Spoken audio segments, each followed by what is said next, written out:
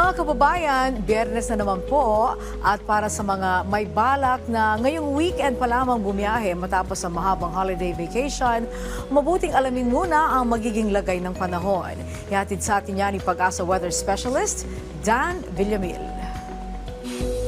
Magandang tanghalit sa ating mga takasubaybay dito sa PTV4. Wala pa rin tayong binabantay ang low pressure area o anumang sama ng panahon na maaring makaapekto sa ating bansa sa mga susunod na araw.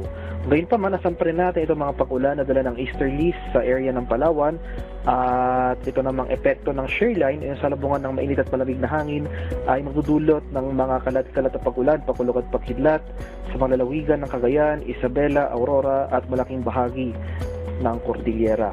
Sa Metro Manila at sa nalalabing bahagi ng ating bansa magpapatuloy itong maaliwalas sa panahon, maliban na lamang sa mga tsansa ng mga biglaan at panandaliang buhos ng ulan na dulot ng localized thunderstorms.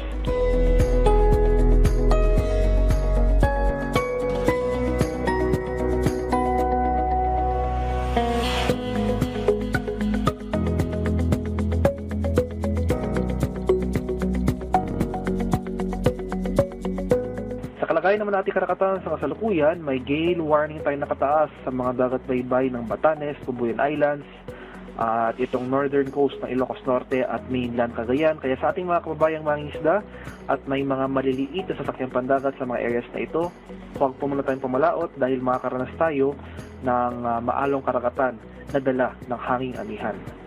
At para naman sa update ng ating mga dam,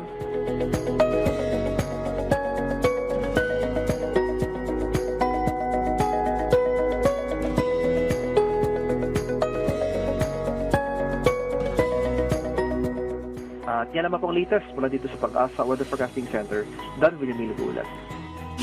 Maraming salamat, Pag-asa Weather Specialist Dan Villamil.